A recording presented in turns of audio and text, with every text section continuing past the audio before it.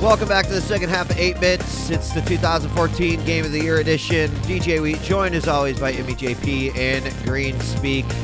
And now we finally get to our games of the year. We rambled a bit. We about rambled. Other stuff. We talked. We teased at the very beginning, and then we just eventually. We did. And then JP's like, "Wait a second," and here we are. So well, I wasn't like, wait, what are you talking about? No. You were like, before we go into games, let's talk about. Yeah. No. It was the right thing to do. You totally did it right. I was like, what are you fucking talking about, Wheat? Yeah. So we left off talking about the VGAs, and the one thing about the VGAs that I wasn't, this kind of goes back to our original conversation. I wasn't too keen on is that, I know they have category picks, and that changes a lot of stuff. But, like, Game of the Year, for me, like, there was definitely some games on there that I'm like, oh, yeah, okay, and there's some games that weren't on there that I was like, oh, that kind of sucks. But that's why I enjoy doing these because, I don't have to conform to what people expect the games of the years to be because is this all your preface to saying your game of the year was the Kim Kardashian? No, definitely not. Okay, all right. Promise was it that actually was Taylor Swift 1989? No, it wasn't. It wasn't that. It wasn't that either. Okay. So. Are we supposed to have ranked these things? Or I didn't really rank. I didn't rank mine either. Okay, good. We didn't talk about this in advance, but we all did the same thing. What I will do is I will probably start earlier in the year. I'll probably start with the more like the games that were further away. Thing. Well, I'll start with like the easy one, the ones that people would expect, and then I'll get more, I guess, specific later on, if that makes any sense at all. Sure. Not really. But that's okay. I mean, sure. I'll just start. I think that one of my earliest games of the year, in terms of how it graphically was presented, in terms of the style of game that it was, and also in terms of the challenge that it presented. But I think that Shovel Knight was an outstanding little game. And I say little, but it was, it was fantastic. Everything about it was good. It had that retro charm, but it still had a freshness to it. It's one of those games where I'm like, man, again, I say this about the Outlast games a lot, but if there was one of these released every 3 months, I would play the shit out of it. Like, there's just not a question about it. And even with a little bit of story, I still felt that it was more intriguing than some of the other games I played throughout the years. So it's the first one on my list from earlier on in the year. I think that might have the best soundtrack of the year for me. I could listen to Pridemore Keep like all fucking day from that game. What's interesting to me about that one, and that's on my list too, is that on the surface of it, like when it first came out, to me it just looked like every other kind of retro game that's been like so popular lately. And my initial thought was like, I don't know if I need to download another one. I was the same way. I've been doing this 8-bit thing like for a long time now, and it looked like sort of like Terraria meets Mario, whatever. Like before I played it, I was like, okay, I don't know why I want another one of these, but actually it really came together really well. It just was so tight in every way. It really was. It was good. And I think that also had charm. I think that game a lot of charm. Yeah. That was super well done. All the little, like, I think they were actually Kickstarter, not maybe goals or something, but like all the little mini bosses they had that you would find throughout the world that didn't have a level, but they were just a boss that you would fight. I thought that was pretty cool. I thought all the enemies were well designed, but for me the biggest thing was the music. I absolutely loved the music in that game. Yep. I played that on an NES controller as well, which was did you? Yeah, absolutely. Nice. Totally awesome. Nice. It was great. I mean, it really had everything about the awesomeness of those old school games, and I loved it. Yeah. So it was a good game for sure. Yeah. They really nailed, like, I'm looking at it right now and I'm just like, that could have been on a fucking NES back in the day. Totally could have. I was thinking this. I was thinking that, and I was thinking like, I want to play this again. Yeah, it's good. And does it have a New Game Plus? I think it does. Does it? Maybe I'm just making it. I don't know what it would. Can't you play as the? Actually, never finished it. So. Yeah, I think it does have some kind of a. I don't know. Maybe it doesn't. All the little secrets too that I didn't even remember existed, where you can just like randomly dig into a wall and it might be a secret. Yeah. It's cool. Oh yeah, that's great. That stuff. I do like a comment that Puma Oblivion just made in that chat with Shovel Knight. One major reason games don't need high-end graphics and a whole ton of mechanics to be an awesome game. Yeah. I mean, that point comes up a lot every year, but it's always worth reiterating that, in the end, it's the gameplay is the thing, right? Yeah. And you look at a AAA game that spends like hundreds of millions of dollars on, a movie-like experience, and in many cases, it does not hold water to a game like this in the end.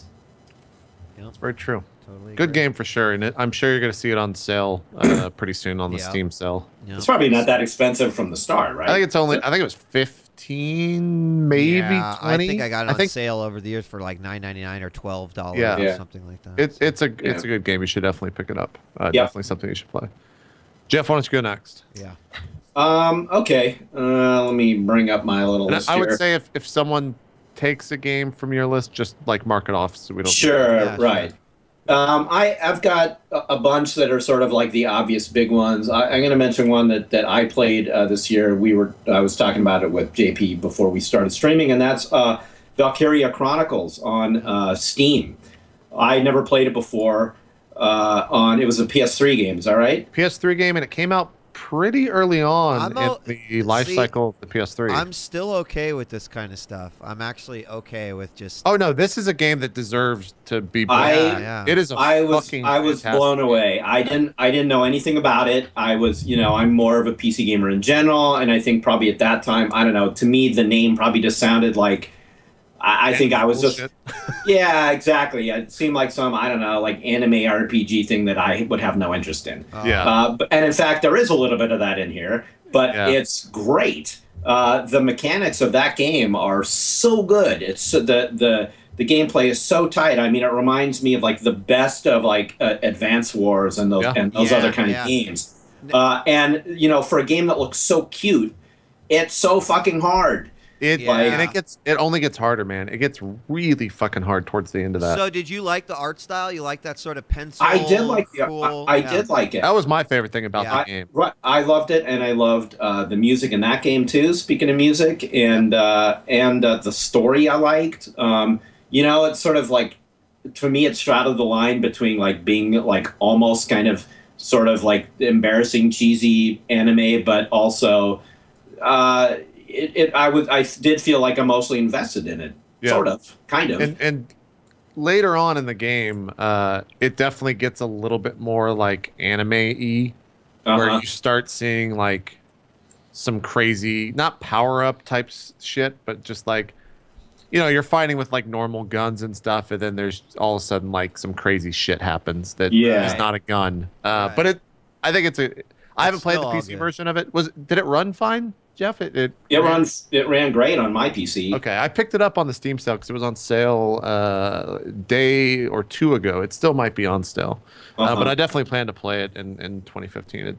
I don't know if does that count as the best game of 2014. It is for me because it was new on PC. I'm not a new game. I think it's okay. Yeah. I've got a couple games that are old. Yeah, so that was one of the ones of all the games and I'll wait for my turn next time. But of all the games I'm looking at on the list, that's one that's like was a big surprise to me. Like I had no idea. Yeah. And so 2 or 3 missions in, I was like, holy shit, I'm like in love with something that I had no idea I would be in love with, and that's always an awesome feeling with a game. Yep. That game, I'm super happy they brought that. The second one and the third one only existed on, I think, handheld systems. Oh. I don't think they were ever on a console, but they got like super fucking anime. Like, okay, it got to a point where it's like the game started becoming bad because of how like anime they were getting. But the first one's still awesome. I think the mechanic that I loved the most was the fact that like it's turn based, and yet you were still affected by shit going on in real time. Right, you had to think on your feet as well as be planning your moves strategically. Yep. Like I just hadn't faced that kind of system before, and it was so challenging. Yeah. Anyway, great game. And it gets hard as shit. it gets harder than I think Jeff has gotten to yet. Like around mission Probably. 8, I actually stopped playing around mission 8, and that's why I want to go back and finish it on the PC because like it got really hard. You had to like constantly replay missions to understand what was going on, and they kept introducing new things that you were just like, well, fuck, I'm so dead in like 2 turns, so I might as well just restart now. But great game, great game. I guess we'll just kind of. I think this is going to be on. I don't know if it'll be on Wheat's list, but I think Jeff it should. I expect it to be on yours, but I think Shadow of Mordor is a game that It is. It's going to be on Game of the Year list around everywhere. I think GameSpot named it Game of the Year earlier this week. Yep. I haven't really seen too many other publications out there or seen their list, but yeah, that game. I think it's definitely, if we were ranking it, it would be somewhere in like the 8, 9, 10 spot for me because it didn't do anything that was like mind blowing, and it was just a solid game, like through and through. It just did everything well. I felt some of the Nemesis system stuff was kind of mind blowing, though. That's true. That was still the most. Yeah, they definitely did. Yeah, they did a good job with that for sure. I think if you compare it to other open world games, like this one really kind of took a leap in that way. I mean, it just in the way like shit was changing on the fly. Yeah. As you were playing it, I mean, it's sort of underrated in a way. I think what they pulled off there. I agree that I loved it. Okay, because I'm. Yeah. Oh, I thought it was great. But I do understand why some people felt like it got repetitive after a while. For me, the combat was the thing. Like, I could load up that game right now and get in a fight with like 100 orcs and be totally happy for the next hour as I like whittle away at them one by one in the fight. The game wasn't challenging at all for me ever. I never had. I think I died maybe twice, and that's why I didn't have too much of an impact with the Nemesis system because it's really a system that revolves around you dying. That's true for the most part. Sure. Yeah. But the difficulty, and I think the story was not that amazing. But it's I don't know what they could have done to make it amazing. I think the Lord of the Rings franchise for me is kind of. I'm done with that mentally, so I just don't care too much about that world anymore. But for me, the fighting in that game, like it was the perfect mix of Assassin's Creed badassery with Batman badassery and combos, and it was awesome. I absolutely loved the fighting in that game. Yeah, and I love the sort of the later game stuff that you unlock, like the ability to brand the orcs and have them fight for you. Game changer for sure. Yeah, there was stuff like that was really, again, like other open world games don't let you do that. So like by the end, when you're approaching a compound, which is very similar to like the Far Cry games, there were whole new ways of sort of breaking into these places and dealing with hordes of enemies that I hadn't really seen in other games. So yeah, I thought a lot of that was super cool. Yeah. Yeah, I think the DLC for the game, they just released their first full DLC. Oh, did they? Last week? Yeah, or maybe the week before. It's called Lord of the Hunt. It revolves more around the dwarf, the hunter that you meet like halfway. Oh, yeah, sure. And it's actually like when you boot up the game, you actually have to choose that. And when you go in, you actually have all your skills unlocked, no matter what. Oh, nice. So okay. They just start you like full badass. Okay. Which is kind of interesting. I think it's only $10 as well. I think the season pass for that is like 20, which is kind of that if I had to choose one thing I hated about 2014 was that like fucking every game had Beyonce's beautiful whatever fucking had a season pass for this year. Like it was actually crazy. Yeah. How they were trying to get people to spend money that way. Can I ask you guys something about? Sorry, finish your.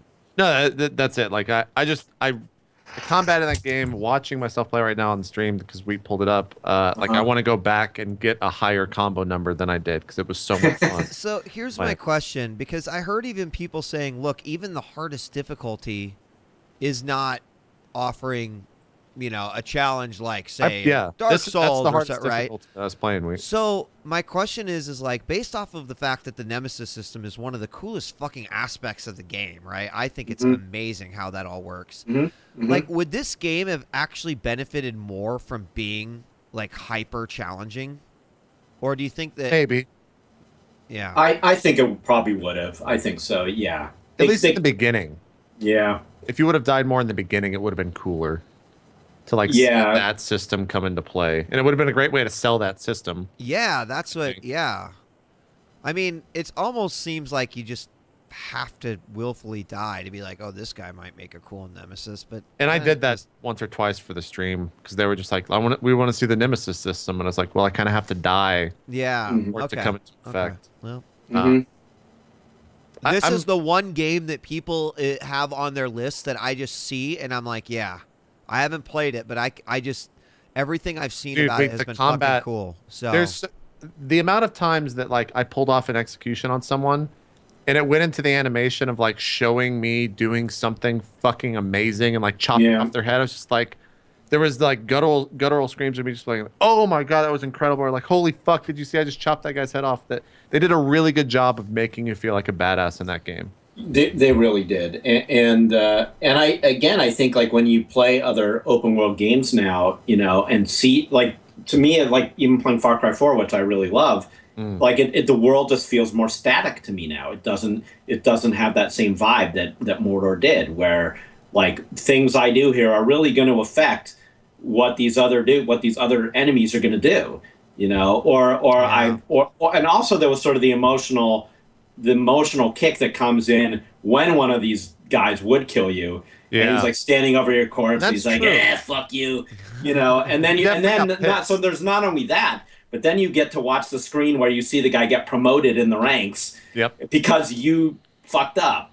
So like it definitely instilled a like, okay, I can't wait to reload and go find that motherfucker. You know. So it good game. It was definitely a good game. Really enjoyed it. All right, I've got another one, but this one will be kind of a quick one. And you know, this is I'll give my little build up to it. This is one of those games to me that was actually released, I think, last year and maybe even before that. But then an advanced edition was released, and I was like, holy shit, this is actually the game. Like, this is what I wish the game was when it first came out. But it had me putting 20, 30, 40 more hours into it. And that's Faster Than Light Advanced Edition. It came out earlier this year. Oh my god! And I still play it on my iPad. Like it is one of the few apps that survived the Great Purge of 2014. I just got an iPad Air 2, so I've been going back and I've been playing all the games that like I know I've been playing in 30 FPS that will look amazing on it, and it's just awesome. But FTL is still one that like I will never let leave because it's just the best pick up and play. Even if I put it away a month ago, I can pick up right where I left off by looking at my ship and knowing what I got. Like, Advanced Edition, everyone always says, like, hey, I heard you liked FTL. Should I start with the original or play Advanced Edition? I'm like, dude, Advanced Edition is the only edition. Like, having all the extra stuff that has the extra races, the dynamics that it adds to it, fucking made a perfect game even more perfect, if that's even possible. Loved it. Totally goes on one of my Game of the Year. 100% with you. I think I agree with you about the what is it called, Advanced Edition, Extended, whatever the word is. I think I agree, but I think if you never played it, I think it's worth checking it out, the vanilla version. Oh, I think you definitely, if you start playing the game, to start on the vanilla version, because otherwise you're going to be overloaded with the amount of shit. No way. For me, that's the way I started it, because I didn't play the original game. I played the Advanced Edition, and everyone was like, don't play Advanced Edition until you play like the base game, or you'll be overwhelmed. I think you don't have to finish the base game. It'd be good to. I think it's probably good to go in and just like check out the mechanics and what the game's about, and then switch. Okay, because I beat it on the original thing, and then I beat it once, and I haven't played the game again because I got really frustrated with that game, because it's that type of game where you get frustrated. It's such a good game, and it is like Shovel Knight in that it just shows, man. You know, good game design. It just trumps the massive budgets every single time. Yeah. That game does not look spectacular, but it's so fucking fun. It's such a simple looking game too, which is very simple looking. I'm looking at it again right now, and it's remarkable how simple it is, but it's so elegant in design as well. Right, and it's challenging. You know, it keeps you on your toes the whole time. It's not easy. You know, it's not mind-blowingly difficult, but it definitely, you know, requires you to use your... The randomness is what makes it mind-blowingly difficult, because you can just have everything go your way, and then like that one ship that just has 12 drones, and you're like, what? It's the exact perfect counter for my ship. Like, yeah. Do you think that when the concept of this game and the concept of the UI came into play, that they knew that it was like going to be a fucking perfect iPad game? No. Or was it just a happy accident? No, happy accident for sure. Yeah. Because it really is like a perfect iPad game. It is. I loved it on the PC, but it's the perfect iPad game. Yeah, it translated so well to that format for sure. Yeah, what you said, Weed, is like this is a game that I love to pieces, and yet I definitely had like rage quit moments in 2014. Oh yeah, where it just felt like that you know, you're doing so great, everything's going your way, and then it's just like the AI just like takes a shit on your face. It's just like, you know, here, deal with this. And it's like an instant loss, and there's like nothing you could do, you know, no matter how good you are. But that was part of the charm, right? I mean, and there's always just the replay button. Yeah, exactly. All right, guess I'll start over. And I had a lot of fun. The last thing I'll say on it, I had a ton of fun watching Lethal Frag play through this on every ship on like the hardest difficulty. No pause. No pause. Yeah, because like that was just, pause. It was so impressive to watch him do that. It was also funny, really I always frustrating. forgot to pause. There were definitely times when I played, I was like, oh shit, I don't have to be this stressed out. Yeah, right. I could actually take my time here. Totally. Yeah. Good game though, for sure. I forgot that had come out. Yep. All right, Jeff. Okay. I've been debating whether to save this one or not, but I don't think there's any reason to save it. It's a more obvious one, but I have to say it because it was the game that I probably put the most hours into, was the most obsessed over, and the one that that made me rage the hardest, as much as I loved it, was Hearthstone. Yep. Oh, okay. I think probably of all the games that I played all year, I probably put the most hours into that one too. I mean, I just was looking last night. I've got a gold shaman, right? That's 500 wins. Oh my god! Yeah. And you know, I lost way more than 500 to get to the 500 wins. So that means I don't know how many thousands of games I've played, and that's just one character class. Yeah.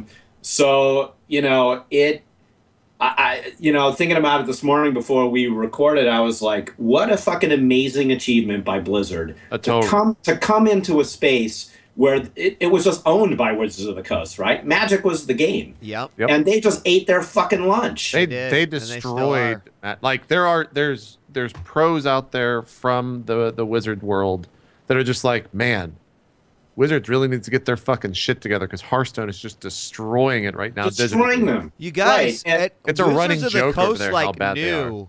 Like they knew even before Hearthstone was released that their online client was like, yeah, that was shit. Yeah, it was shit. And this, there was no. They had how many years head start to get an online client playable and fun. So I've actually talked to these guys quite a bit about this exact thing because, you know, like, I mean, Magic was it, right? It was the start that up. Yeah, Magic, the Magic folks.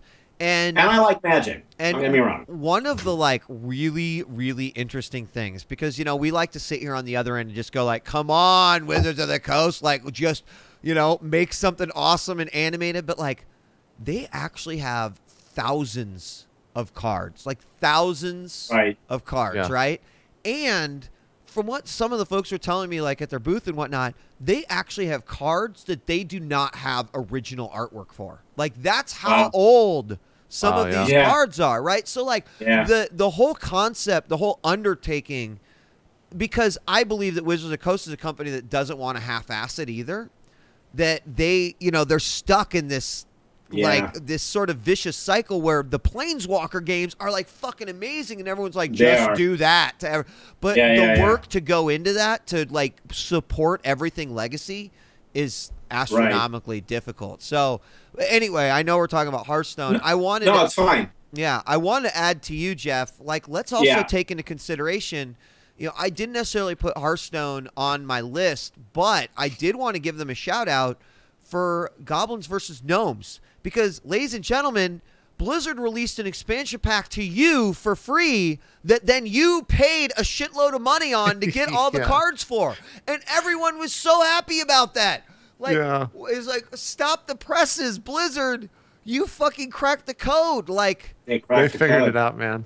They did crack the code. I've put in not a ton of money, but more than I definitely thought I would, and I have no regrets. It's none, because I've gotten hundreds of hours of gaming out of it. Part of me likes to think that like on the night that GVG came out, that like all the Blizzard CEOs like sat in a boardroom and they had a giant TV, and on this TV it had just a 0 on it, right? And it had a 0 and then a $sign next to it. They all passed around like some crazy fucking alcohol, some stupid expensive liquor. And like when the servers finally went on, because they were so slammed for however long it was, they all just sat there and just like nodded at each other, didn't say a word, and just watched the money go fucking skyrocket into the millions and millions of dollars they made. That was some of my most fun video moments this year, was watching all the compilation of the live streamers on Twitch buying 70 packs at once and buying the wrong ones. Have you seen those videos? Oh, no, I haven't seen that. Buying the original cards. Oh my God. And the chat just like an endless like, no. Oh my God, hilarious. And you know what? So when funny. when I saw those videos, I hadn't actually played it yet, Jeff. So when I went in, I'm like, okay, I better make really sure that I'm like, wait a second. How the fuck so do you easy, not know that you're like not buying? Did they change something to make it easier, or because it's like very obvious, like the card packs are different. Think it's just like if you do it quickly. I did this once, but thank God it was one pack with 100 in-game coins that I earned, so I didn't spend any money. But totally, like I'd earned 100, I was down to 0. Every time I got 100, I was like, yay, new pack of cards. So I went right over to the store and just hit buy. And it still defaults to the old cards. So you have to manually select the new ones. It was crazy, man. When that came out, the amount of streamers that was like, bought 300 packs, let's open them. There was like a fucking billion people that were doing that. Yep. Yeah. And it was funny too that those people were not like Hearthstone streamers. It was mostly YouTubers or something that were making content. And it was because people enjoy watching people open packs more than they do enjoy watching them playing the game. Yeah, it's right. So they would just open like 300 packs for an hour and a half or 2 hours on stream. It's the unboxing phenomenon or something. Yeah, and it would get like so many. It's such a fucking bizarre. It's so funny to think, or so incredible. And we've circle jerked the shit out of Blizzard and Hearthstone before, almost all year long. But so funny to think that it started with a team of 10 people. Right. And it's made this. It's done this. It was literally a side project. Yep. Yeah. Right, and it's made. I was looking early this morning. I can't remember, but a shit ton of money. It's one of the main reasons that Activision did so well this year. Yeah. It's like Advanced Warfare, Hearthstone, and the WoW expansion. I think were their big sellers. And I think it's changed a lot of the design philosophy at Blizzard, like internally. Really? I think that they look at that and they're just like, we don't need. Or you don't need maybe a better thing to say, not at Blizzard, but just in general. Like you don't need a fucking giant team to create a hit game, right? Like it's kind of the idea of like the indie thing, where you don't need a giant fucking team to create an incredible game. Right. Well, and don't forget too, this was the same year that they canceled Titan. Right. After all these years of development. Right. So like what a crazy development for Blizzard. Yeah. That an MMO that had been in development forever, they just said fuck it. 7+ years. Yeah. And their big hit this year was a card game. Yep. Like just so not predictable. Pretty crazy. But that game, on the game itself, I mean, to me that's along with FTL, that's the other perfect iPad game. It really is. Putting it out on the iPad is what did it for me. I wasn't that into it when it was just on PC in the beta, but it's just such a great couch game. But I have to say, like, there's definitely no other game that made me rage harder. And in fact, I saw my daughter. She's in college. She's home now. I saw her over Thanksgiving, and over Thanksgiving, I was playing it a lot at my mom's house. And when you go on those losing streaks in Hearthstone, it's just so frustrating because you have a great deck. If you just get the right draw, you could crush the other guy, but things just aren't going your way, and you're like, okay, if the next card is just a fucking faceless manipulator, I'm going to destroy him. But then it doesn't happen, and you see some guy with shittier cards beating you, and it happens like 5 games in a row, and you're just like, I hate the universe. So I was doing that a lot over Thanksgiving, and I had like all the women in my family, my mother, my wife, and my daughter all going like, "Are you having any fun or what?" And so my daughter came home from college, 2 days ago, And she came in, from the airport, and there I was sitting on the couch playing Hearthstone, and I was in a totally shitty mood from the game again. And she just goes, Dad, like, why do you play this game? It makes you so upset. And I'm like, because it's great and I love it.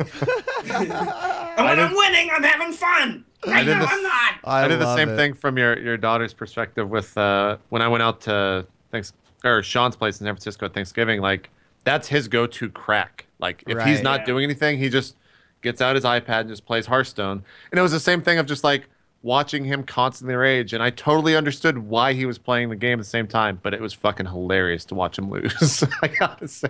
The thing that I've done, I did this once. I did this like in October when I deleted it off my iPad. Yeah. Because my biggest problem is I'll play it in bed at night. Yep. And when I go on a losing streak, I'm just getting like all wound up at the point where my brain should be winding down. So like my wife is in the bed and the dog is in the bed and they're all just like relaxed and I'm in bed like, ah!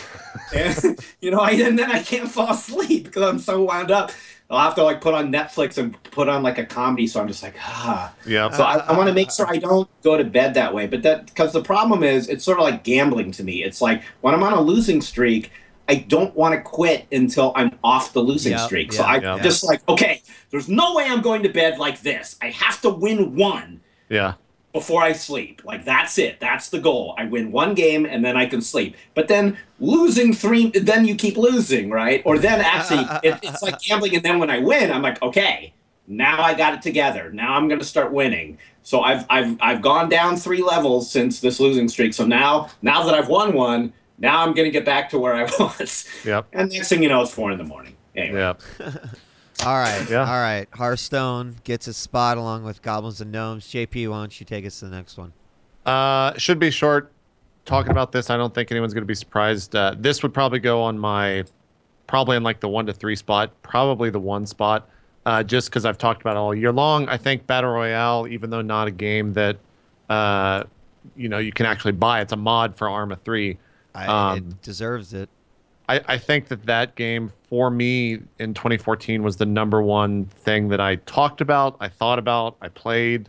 I watched people play endlessly. It created it for me. It was like DayZ all over again, but 10 times better. I think that mod and PlayerUnknown, the creator of it, the dev of it, who I think is actually, I don't know if he's doing something with Sony SOE regarding H1Z1. So I don't know if he got like a job there or if they brought him on for consulting or what.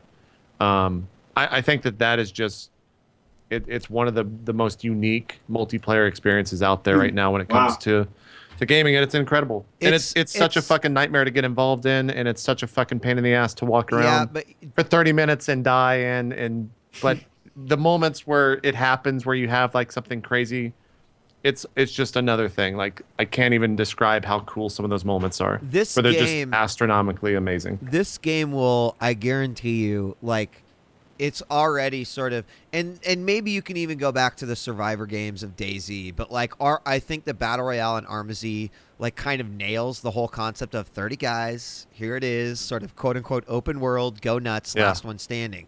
Someone's gonna take this genre and fucking really make they're gonna nail the most unbelievable game out of it. And so like this to me is sort of the the little toddler growing up and really they're starting to get it together and figure it out. And someday someone is just going to release the most epic version of this style of game. And that's why I've never played it before. But JP, how many hours have I watched of Battle Royale? A fucking lot, man. I think in terms of like a game to stream, this is the #1 game to stream if you want to like build a channel quickly. Huh. Why is that, do you think? Because the moments that it creates, like, sure. Yeah, because like anything, literally any fucking thing can happen in this game. Like, I have some of the most amazing highlights of spawning into the game and walking, or sorry, parachuting in, because you when the game starts, you parachute out of an airplane. Everyone does, and then this airplane crashes on the island. Most of the time, you never see it. But one of the perfect moments of anything can happen is I'm walking up a hill. And I hear this fucking loud buzzing sound. I'm like, what the hell is that? I turn to the right, and the plane is barreling down from the sky right at me. And I'm freaking the fuck out because there's this plane on fire about to hit me as I'm just screaming at the top of my lungs, hoping that I survive. and shit like that happens randomly, and it may never happen again. I'll probably never see something like that again. But it's an incredible moment. It sucks watching it up until those moments, but as soon as those moments happen, you understand why you've been watching for 30 minutes. I mean, can you play this if you are not experiencing it at Arma 3 itself? Like, is it sort of its own thing, or? Yes, but that's the other thing, is that the learning curve to get into it is really, really difficult. And you won't have fun until you understand what's going on, both in the game, how the systems work in the game, and how the controls work, because they're not intuitive. Arma 3 is like one of the most complex. If there was ever a game to like define PC gaming and how complex it is to console gaming, like this is Arma 3. It's so so different than anything else you're playing out there. It's really good though. All right. Cool. Go Battle Royale. Yeah. Yeah. All right, moving on. Let's see. So I'm gonna kind of throw out a like a sort of random category, but Sure. this is sort of my favorite DLC of the year. I didn't play a whole lot of DLC, but the one DLC that I played and loved every second of was Outlast Whistleblower. And Outlast was on my Game of the Year list last year, so it's probably not a surprise that I would put the DLC on there. But, you know, it was the only one that actually was like, oh, God, I love the first game so much that, yes, I will play the DLC day one. And, guys, DLC usually doesn't do it for me unless I'm, like, really into the game. So it was not just a tacked on. They had a lot of cool new shit that they did. Especially when you consider how shallow the mechanics are. It's like your camera, and that's it, you know? They did a great job, so I just wanted to give a shout-out one last time to Whistleblower I think DLC. the story of Whistleblower 2 was much darker than this main story of Outlast. Or Really? maybe Because that maybe story not, was kind of dark. maybe not The original dark. story. No, you're Maybe right, like JP. Horror themed is a better. Yeah. I don't know. Because it's a little bit different and Darker, it's maybe. darker because you already know the shit that's going on in the actual like mental hospital. So it makes games like happen the at the lead same up time, to yeah. it, right? And then there's some crossover, but you know, there's the rumors that Outlast 2 is going to happen, and it's going to be like bigger and badder than we can ever possibly imagine. And I can't wait. So I think this team is great. It too is not that big of a team, but what they make for me is fucking gold. They're Red Barrels. Is that who they are? Is that right? Yeah, I think that's right. I think. Did you I think see that's right. Soma went into beta or alpha maybe the other day? The really? fictional games, yeah. Yeah, really. People are apparently out there playing. I don't know I don't think it's public at all.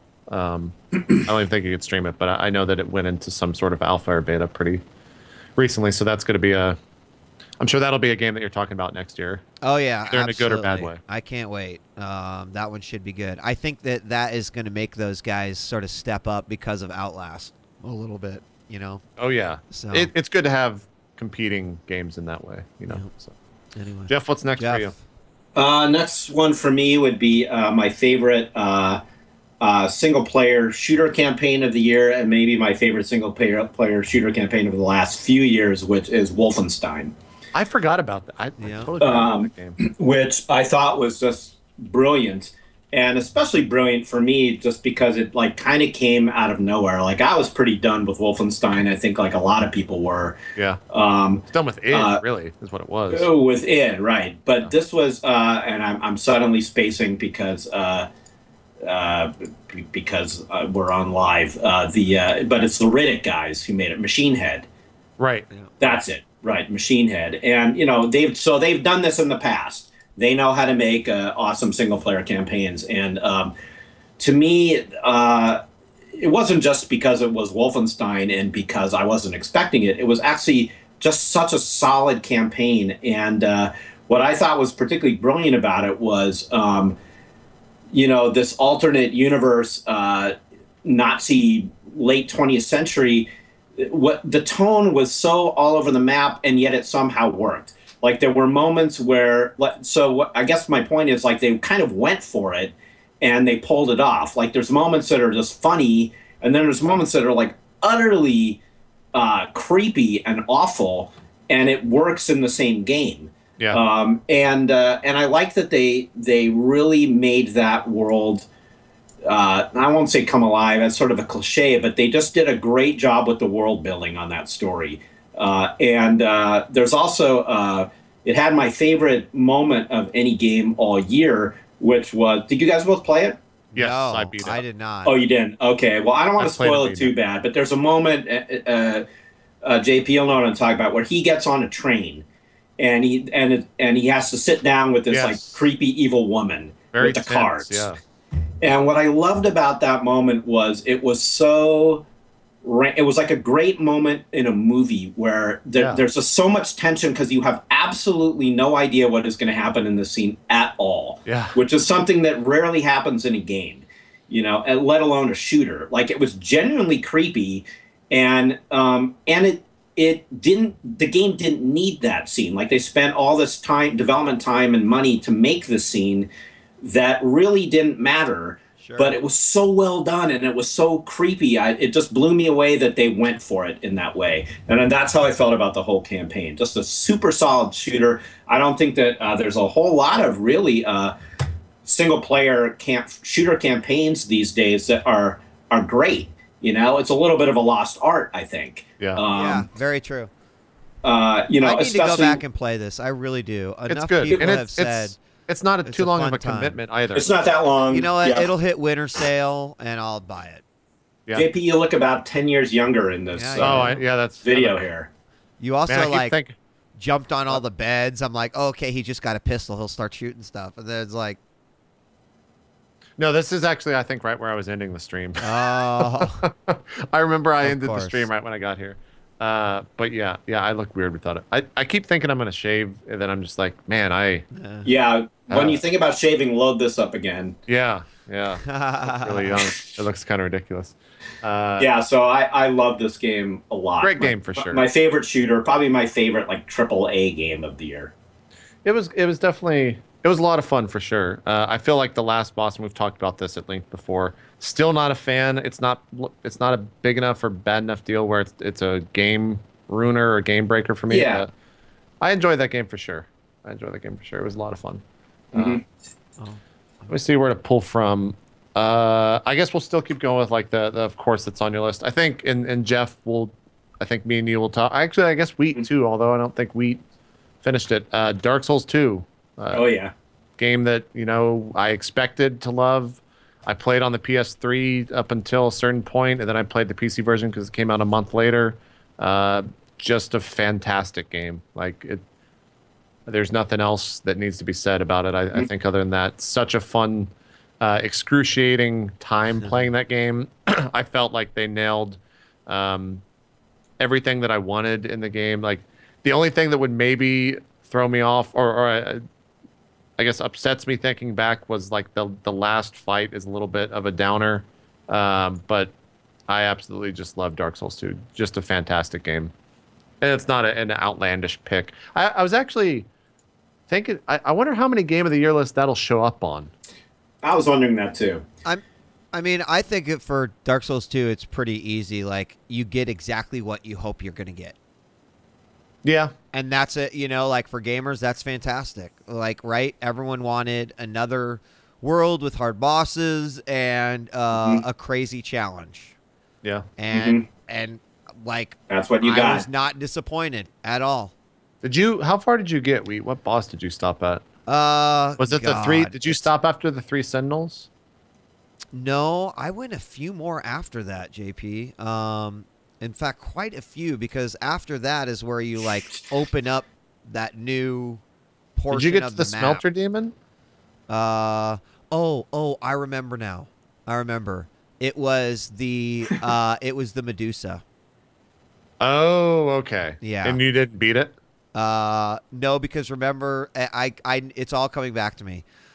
I played that level, and then some asshole tweeted me how to beat it. Oh, no. And I was like, you know what? You're a fucking dickweed, and that sucks. Yeah, it was full up for me in chat as well. And I was really salty, and that's pretty much when I was like, all right. I did play a little bit more off stream because I was like, well, I was so mad. I'm just like, I'm gonna play this by myself.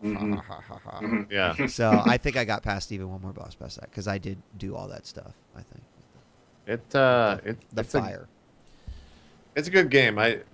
There's a lot of like I never think when you think of Dark Souls, you always think about like how challenging it is or how brutal the game can be or other things instead of like there's a lot of artwork in that game that's just gorgeous. Like there's some of the areas when you first enter into them. Like I'm thinking of like the castle when you first see that area and the long bridge, just amazing looking stuff. And looking at Bloodborne now, I think that I'm more excited for it because of that, because it's going to be at 1080p 60, and so far it's looking like it's going to be really good from all the videos that I've seen.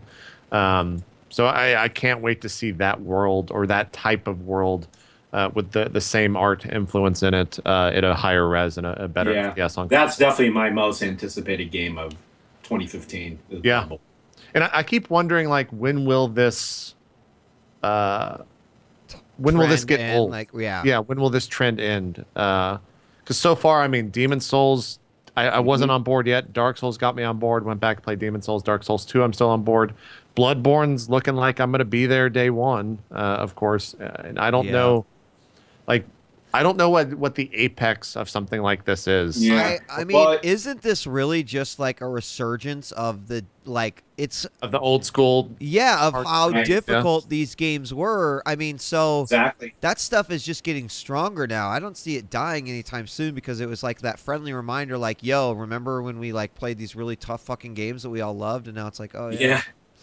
Okay. And it's not only that. I mean, I agree 100%, but it's also, I mean, just like give credit to From Software for it's the level design too. Like as long as they've got people working there who are just that creative, right? You know, I'll keep buying their games. I mean, the difficulty is definitely is such a huge factor, and the fact that you know, you can't just like blunder through these levels, though. The stream you're showing of me is definitely me blundering through the level. But you really do. You definitely do have to, you know. And I always say this on the stream, like the most important thing about this game is patience. Yeah. Right? You have to plan your move. You can't just fucking like run through. You really have to work at this game.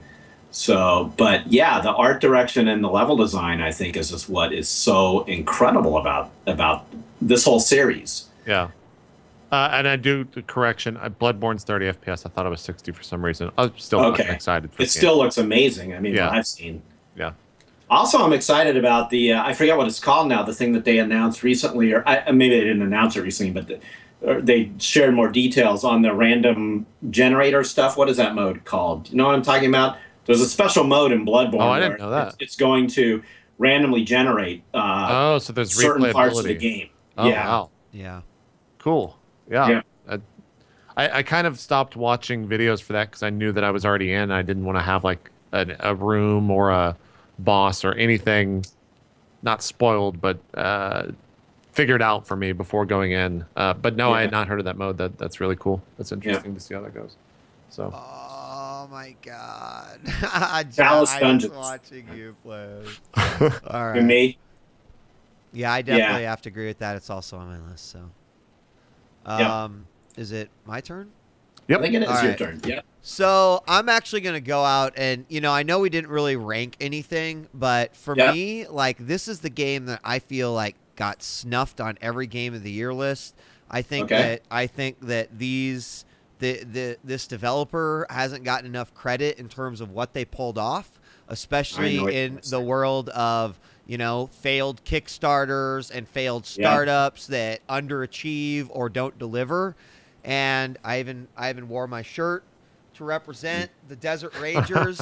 You guys, I knew you were going to say this. I mean, Wasteland 2 is like so incredible to me, and even aside from the game, right? Because the game is incredible and amazing and fucking awesome. But every time I think about In Exile, and I think about here's a company that went to Kickstarter and said, we're going to do this right. I'm a trusted name, but this is how I want to create games. And those guys went through hardships. It took longer than they expected it to do, but they delivered every fucking thing that they said they were going to deliver. They successfully funded their own AAA title and pulled it off. And I just, I feel like they didn't get the credit for what they did over the last 3 years this year, and it is a goddamn shame. And if there is any game, it's never gone on sale on Steam. That's kind of got it going against it, but eventually it will. And when it does, I hope that people will remember, God, we really talked up that game a lot. And, you've got to like strategy games, and you've got to like tough games.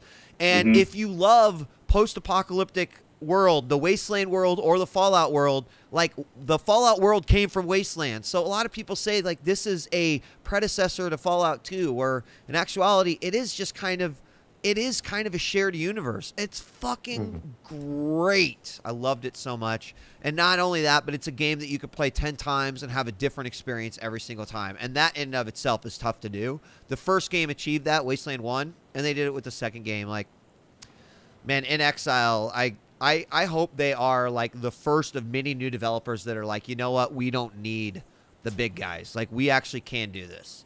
I know that it's a lot tougher than just that statement, and who knows if they can have another success, but it's like the first step and probably the hardest one into being an independent game developer. I agree with you 100%. I'm really glad you brought up Wasteland 2. And I also totally agree with you that like it's getting surprisingly short shrift on the Game of the Year list. I really did expect to see it more, and it's a bummer that it's not, because it's a phenomenal game. And people should also know. I don't know if it's common knowledge or not, but Brian Fargo, who runs In Exile, like he's the guy who made Wasteland 1, which then became Fallout. With Fallout 1 was the spiritual successor to the original Wasteland. So even though In Exile is a newer indie modern developer, like it's sort of like a feel good story too, in that the guy who originally made the first one, and he's an older dude now, and he's actually the guy who founded Interplay, right? He was sort of gone, and he came back, and that wasn't guaranteed that it was going to work out for him or for this game. But it not only was good, but it was like awesome, like you're saying. It's an awesome game, very difficult to play. Like it definitely reminds me a lot of Fallout 1 and 2, right? But just with better 2014 graphics. Right. Such a good game. Absolutely. Yeah, it's on sale right now for 25% off. Oh, it is. So yesterday it was not. So this must be brand new. And people have been asking like, oh, is it going to go on sale? And like, I don't know, but that's great. This will sound like such a me statement, but this game has a ton of reading in it, right? It does. There's a lot of dialogue. Okay. Yeah, it does. And that's very, what's voiced is really good, which is nice, but it's very, that's like the first game too. Like there's only so much they can convey with just the graphics of the game, and the first game relied on not having graphics pretty much at all. Like it was really, it was like portraits and then a really rough 2D world. They used words and descriptions to set the tone for the game, and they were like, how can we maintain that in the game, and and use not only the visual representation of what you see, but also the descriptions. And they nail it. Like the first game, I don't know if you guys know, it came with a paragraph book. And there was literally portions of the game where you would walk into a bar and it would be like, read paragraph 39. And then that paragraph would basically explain who was in the bar, like who the bartender was, that you needed to go over there and you needed to talk to her. So some of that stuff is kind of still in the game per se. In that, you walk into a bar and you're going to read a paragraph or two about what you see and who's there and the smells. But that's how they capture and that's how they make, that universe come to life in a game where it's like you normally wouldn't think that could happen. Yeah, it's very talky and wordy. But the game does require you to have some kind of attention span. If you really want to get the most out of the game. It's an RPG, and they're telling a pretty complex story. And part of what makes the game good is that. Sure. If you're just the kind of gamer who just wants like the mechanics and the combat or whatever, like I could see some people saying like, yeah, this is too boring because I have to read too much. But you know, so you have to be willing to invest in it. You have Yeah, to get that. yeah. You totally have to be in that mindset. Yeah. Yeah. Absolutely. But if you are, the payoff is there. Yeah. True. Anyway, I, all right. I might play it one day. We'll see. We'll see. Jeff. Well, continuing on that theme, my next pick would be another game that was very much like Wasteland 2, which was Divinity: Original Sin. Okay. It was another one of my favorite games. Same reason I didn't play it. Right. So much dialogue. So much dialogue, right? But it's either you buy into that, you're telling yourself, I'm going to just deep dive into this thing like a George R.R. Martin book or something, or not. And sometimes I really love that experience. There's plenty of times while I was playing through Divinity: Original Sin where I was like, okay, right, well, I'm going to go shoot aliens or I'm going to go shoot Nazis in Wolfenstein. But when I was in the right mindset for it, I thought it was just brilliant. And to me, it was like Baldur's Gate 2 2014, you know? Yeah. Just the whole very old school RPG. It was beautiful to look at. The graphics were gorgeous. The game looks really good. That's definitely true. Yeah, and Jeff You Jew, someone wrote. Okay. What did I say that was so Jewish? He says Wolfenstein and then Jeff You Jew. Oh, okay, instead of Steen. I don't know. Right. Okay. Anyway, so Divinity: Original Sin, I put in the same category as Wasteland 2, and just like super deep. Old school RPG that really was it scratched that old school itch while looking like a modern game and playing like a modern game. Like it wasn't so old school that it was like impossible to play like back in our day. Like there's some concessions to actually making it more easier for our attention spans these days. But still an awesome game. That's a game I look at. I'm just like, man, I can't believe that was a Kickstarter game. Right. That's another one where I was even shaky in saying that because I was like, was that actually a Kickstarter game? Because it looks so good. It's so well polished from what I can see. I've played it for maybe 2 or 3 hours. I played it co-op. I think that game is probably better played single, like by yourself, just because it gets a little like fights start taking a very, very long time when you're playing with multiple people. Yeah. But to me, it is about a single player. Like that it's when I'm in that kind of mood is when I play those games. Same goes for Wasteland 2. That's just when I want to just like chill out by myself and just immerse myself in a universe. Totally. And I thought it was a cool development in 2014 in general. That there was a nice resurgence of those kind of games. Yep. I think that's a game that one day down the line I'll definitely revisit just because it does like have such an incredible depth to it where it's just so much shit in that game that you could possibly do. And it ran so well. Like I thought it was a gorgeous looking game. And the environment. The other thing too that was a big draw for that game for me was that you could do like so much stuff with the environment. Like there was so many different things you could do in the world when it came to gameplay. So I'll definitely have to go back and revisit it. I guess I'm going to mix two games together here. All right. Because they're kind of in the same vein. I think Arcade and Warlords of Draenor kind of gave me a resurgence in the MMO world. Most recently, obviously, Warlords of Draenor is I'm not playing Arcade anymore. But I think what Arcade did is something that will be picked apart and possibly done better in the future. I think that there were definitely issues with that, and obviously I had issues when it came to streaming that game, which I think definitely hurt my experience with it. But the idea of Arcade and the time that I had with it was some of the most fun I had. I spent a shit ton of time over a course of a week where I was streaming like 16 plus hours a day, just doing everything in that game, and it was a ton of fun. I don't have any idea if it's any good still today. I don't know what's going on in that world, but the time that I spent in the first like month or so with it, even though I bought the game for the like collector's package or whatever it was for $150, I'm still totally okay with that purchase. I had a lot of fun with it. So no regrets. No regrets whatsoever. So a lot of good times with that, both with like people from my stream, both with friends like Ryan that I was playing with. The only regret maybe that I had is that I dragged Ryan into that game and then left which I sometimes tend to do with some of my friends, which I feel a little bit bad or guilty about. Come play this game with me, man. Yep.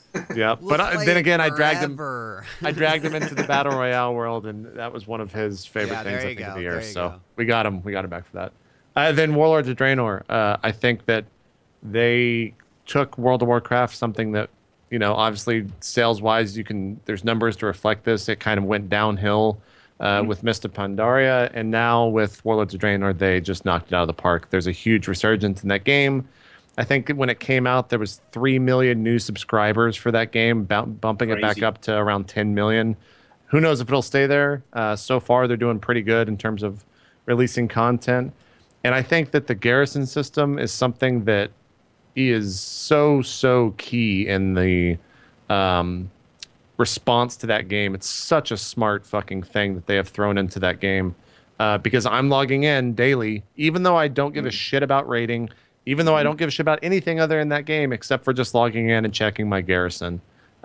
It's such a smart thing that they put in, and if that ever gets added to mobile where I can log in and like do stuff from my garrison on the iPad or something like that, I'm there day one, because I don't know why, but I enjoy watching or setting things up in 10 minutes to send on like a percentage mission and then log out and then do it again in 24 hours.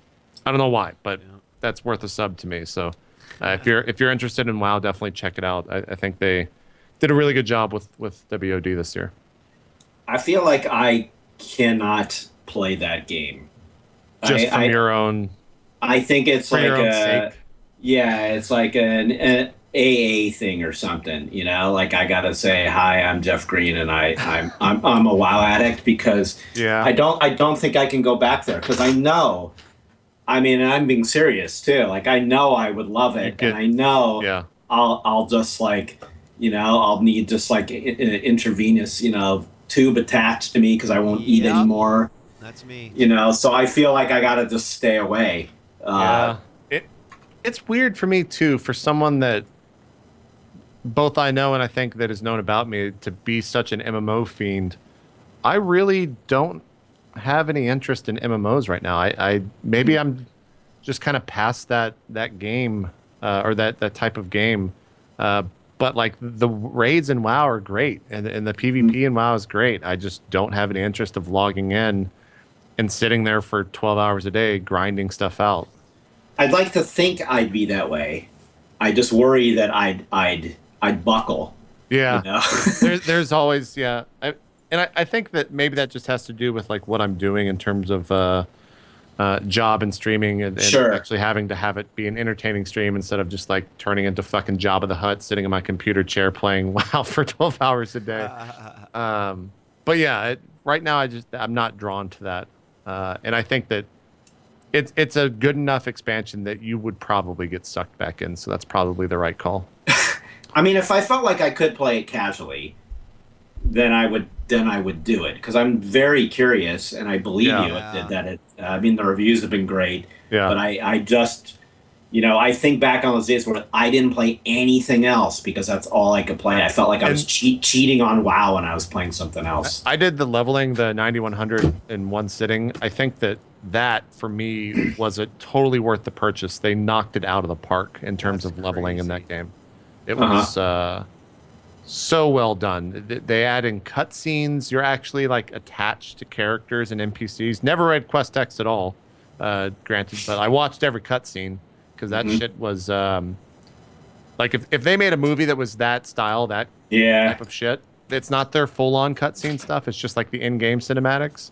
I would watch it because it's so well done, and I was really attached to the characters. And part of me wants to see the raid stuff. I'll probably watch it on YouTube just to see what happens and how they handle all of the characters, because it hasn't been done before except for like the final bosses of. I'm thinking back in like the Burning Crusade days where like Illidan was obviously a huge character and you knew a lot of his backstory. But like some of these characters, some of the NPCs, some of the mobs or bosses that you will eventually fight in a raid, I want to see how it's handled because I was really interested in them as a character in an MMO, which is kind of nuts. So, so we'll see how it goes. See how it goes, and maybe I'll get there. Maybe I'll just watch it on YouTube.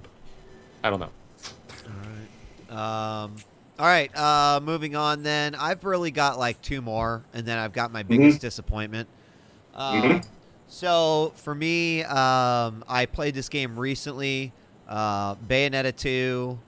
I still need to play it, yeah. You know, I was actually surprised to see this on other people's Game of the Year list because I was like, this game has got to be something only I'm like actually into. You know, like I don't know, but everything about the game is fantastic when you compare it to like what the first game gives you. It's still fucking batshit insane and crazy. The combat has gotten better, and in some cases, I would even say I like some of the changes they made.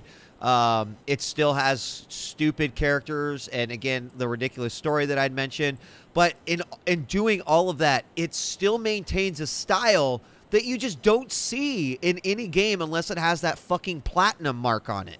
But you know, the funny thing about it, and I mentioned this when we originally talked about it, is that like Platinum's name isn't even on the front of this box. It's Nintendo. Yeah, so true. That's another reason why this game sticks out so much to me, because like I'm like, oh my god, in 2014 I played a game where Nintendo allowed the word tits to be used.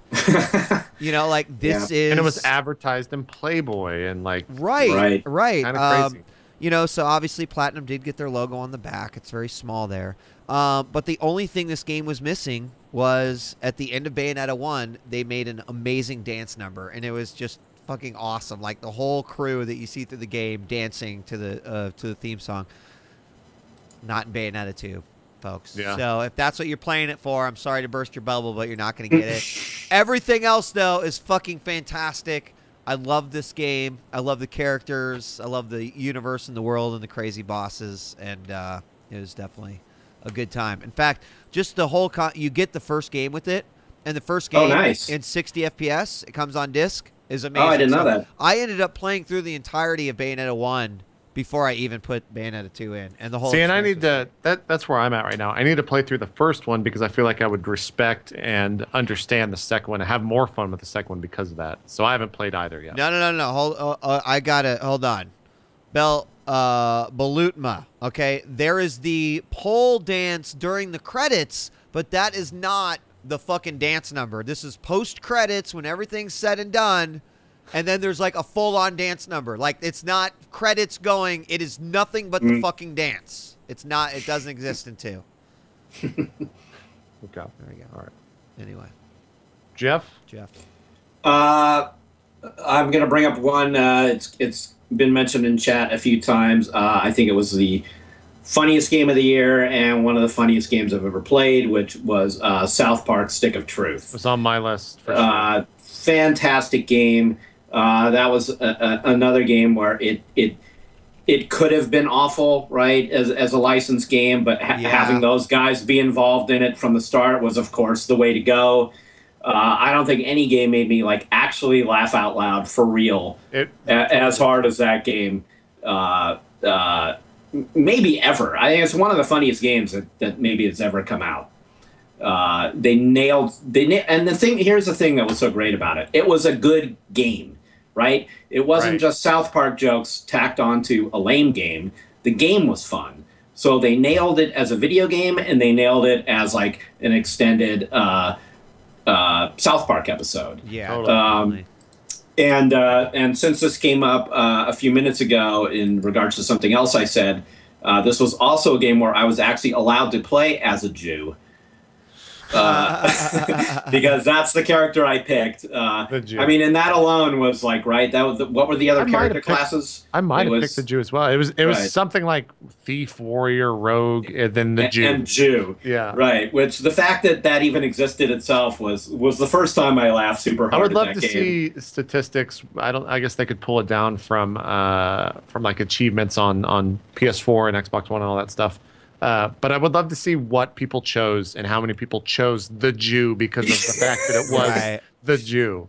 And then his powers made sense. Yeah, right? they were great. So to me, they pulled off what is always super hard, which is making an actually funny video game. I was the mage, apparently. You're the mage, okay. I think it was hilarious as a comedy, and it was great as a video game. Yeah. And just in terms of pure joy, in terms of a game that I knew every time I booted it up, like as I was booting, I was like, I know I'm going to have a great time here. I know I'm going to laugh. Yeah. I know this is going to be a riot. I know I'm just going to be in a good mood playing this game. Yeah. And there's something really great about that, right? You know, just that. Just knowing that a game is just pure fucking fun and funny. Shit nugget. And man, that game was fucking funny, man. I just scroll through the inventory, and one of the things is a shit nugget. Yeah, right. Everything about it. Every place that they could stick a joke, they did, and they were all on point. They were all on point. I think the summons in that game were probably my favorite thing, like summoning Jesus and like the Mr. Hanky. I don't even remember all of them because I forgot that game came out this year until that's one of the things I was surprised by on Wikipedia when I was looking at it. But yeah, just a fantastic game through and through. They nailed everything about that.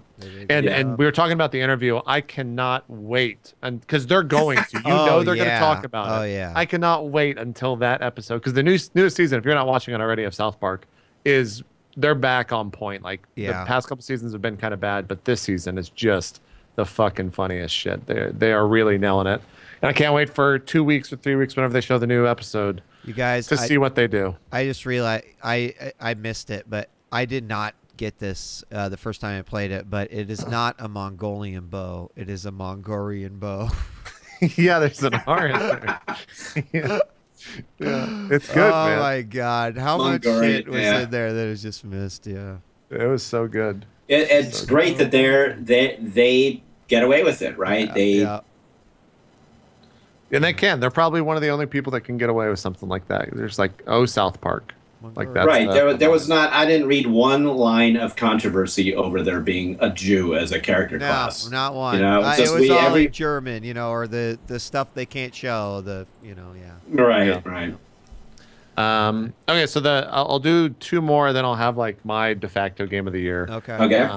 So the two other games that were maybe honorable mentions for me is a better way to talk about them. First one is Wolf Among Us. I had. And the first part came out in 2013. 2014, I think, like February is when part 2 came out. I didn't play it until they were all out. I had no idea what the source... I mean, I kind of had an idea, but I never read the source material. Wheat had talked about it a lot and said that it was great.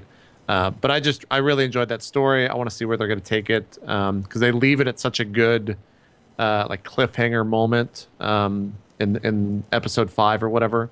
And I really want to see what they do with that world. Super interested into it. I think also, to expand on that, Telltale is just on this weird, wild ride of nailing every game they've put out this year.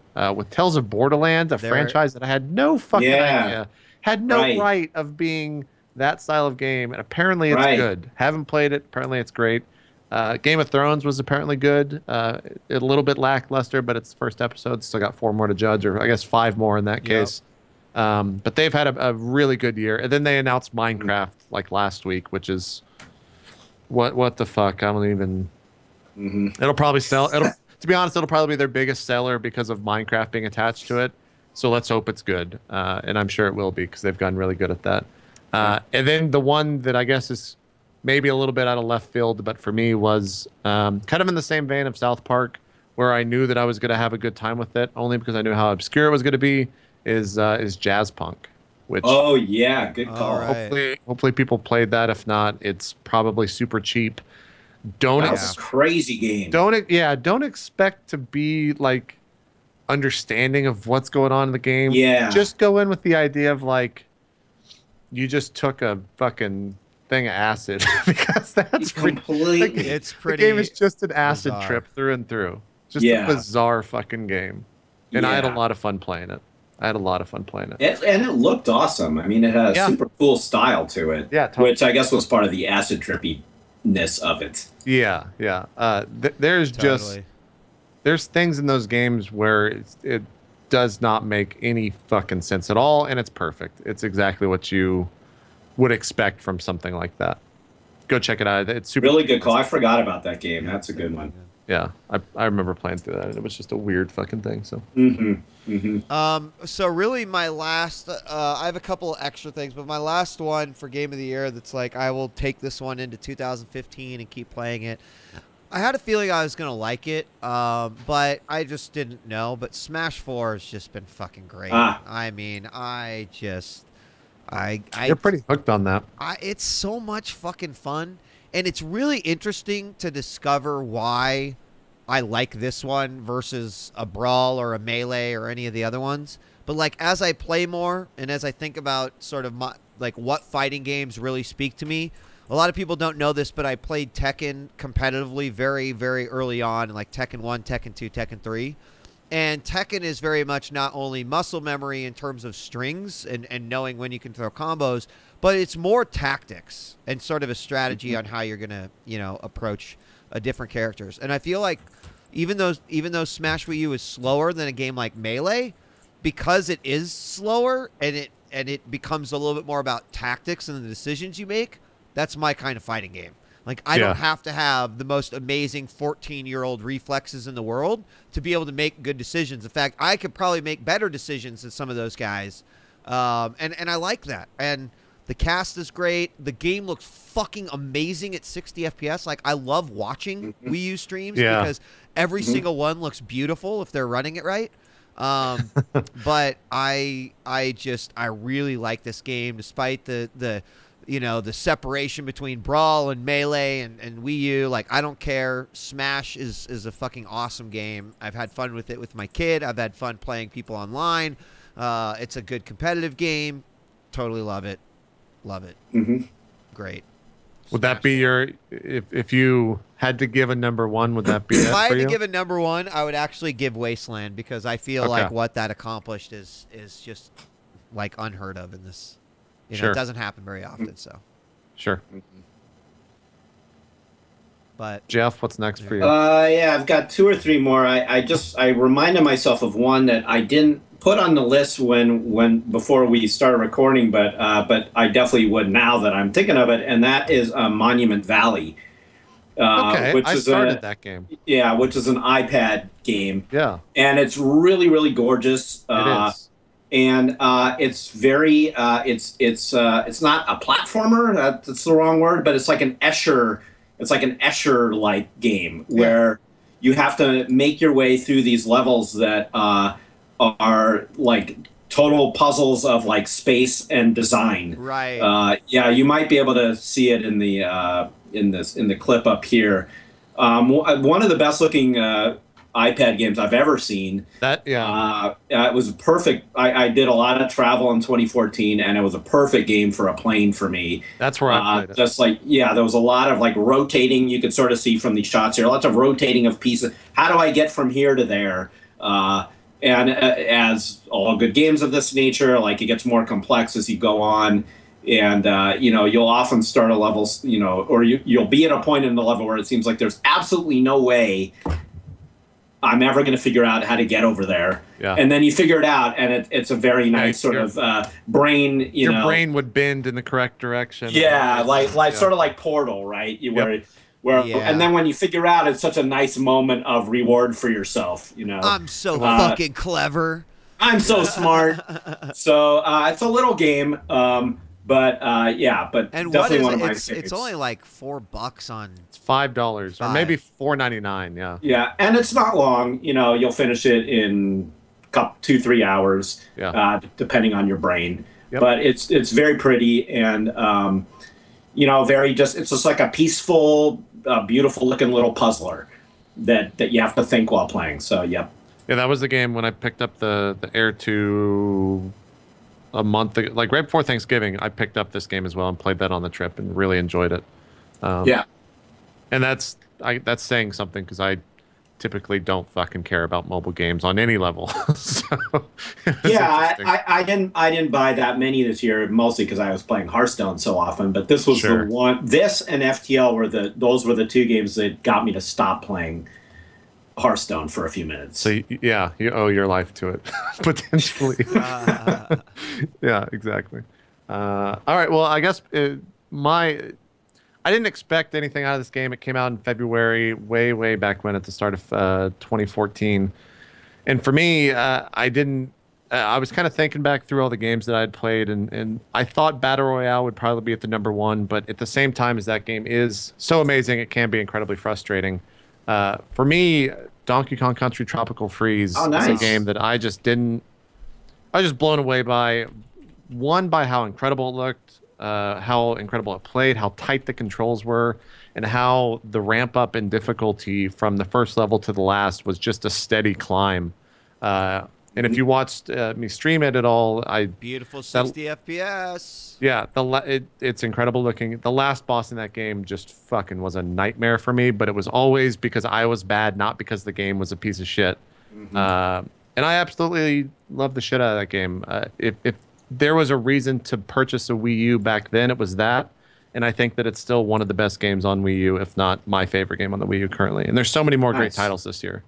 But yeah, that kind of started the snowball for me and the Wii U as a system this year, because it just blew me away in how good it was. And it's so much fun. They do this thing that you're kind of seeing right here where they change perspective on the game. Instead of being a side scroller, it turns to kind of like a 3D type thing, so you can see a little bit ahead because the game's moving so fast. Yeah, great game. I cannot recommend it enough. If you have a Wii U and you don't have that game, you're messing up. You should definitely pick it up. And that's that. Nice. All right. So let's see. I've kind of gone through my whole list. You know, you had mentioned The Wolf Among Us, and I also wanted to say I thought that Season 2 of The Walking Dead was good because, you know, it's really hard for lightning to strike twice. And for them to have such an amazing Season 1 and follow it up with something, in my opinion, that was equally as epic is really tough to do. So, I mean, I give another pat on the back to Telltale. Definitely one of my favorite developers of 2014, and going into 2015, what they're going to make is, you know, really great. But I would like to go ahead and throw out one of my biggest disappointments of this year. Yeah. Sure. And, I was going to do one as well. Yeah, so I was seeing if I had the box over here. Probably. Oh, yeah, there's probably a lot of dust on it. This thing right here, this fucking thing. What the hell? That was mine, man. I can't, like, I actually have a problem with everyone who has this as the game of the year because I just can't. I can't either. I don't. Wait, are people doing that? People have it as game of the year? Yeah, there's a couple places that have it for game of the year. I'm stunned. It didn't do it at all. I literally played 6 hours and had no, you know that chemical reaction when you play a great game and then you walk away and you, like, inside your body's just like, I gotta play it again, man. You mentioned it earlier with Hearthstone and Battle Royale, JP. This game did not even have it didn't, it's nothing. It had nothing. It was. Yeah. It really is. I played that game for 24 hours on a stream, and it has never been back in my PS4 after that. Like, I just don't understand how you could fuck something like that up. I mean, I guess I do, good. but like, man, I guess the better way to say it is, like, I really wanted that game to be amazing. And my assumption is it's going to show up as disappointment of the year on many a ton of this year, if it hasn't already. And I think right in line with that as well, you can't go without saying that without Assassin's Creed Unity. Right. Well, that's true. A game that was just a colossal fuck up on a tech level. That's true. Whereas Destiny was just a content level, was kind of the fuck up.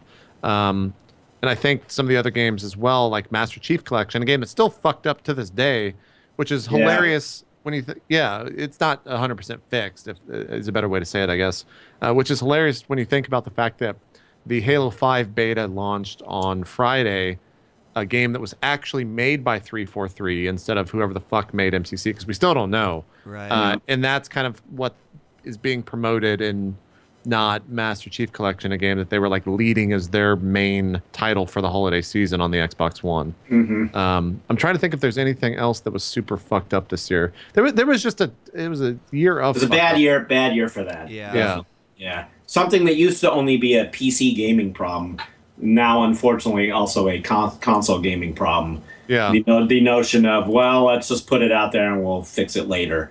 Yeah. Drive Club, another one that was super Drive cool. Club, right? The Crew was a little screwed up at the beginning. Yeah. Oh, I actually really... For those people who cared cared about The Crew. I actually really enjoyed that game. I put probably 20 I liked what I played. Yeah. To it. It was a lot of fun. With Destiny, I agree. I mean, as a disappointment, I think I probably played it more. It sounds like I played it more than you two. I mean, I got all the way up to level 26, which was okay, yeah, you did. An exercise in utter masochism because the grind was so slow and so brutal there.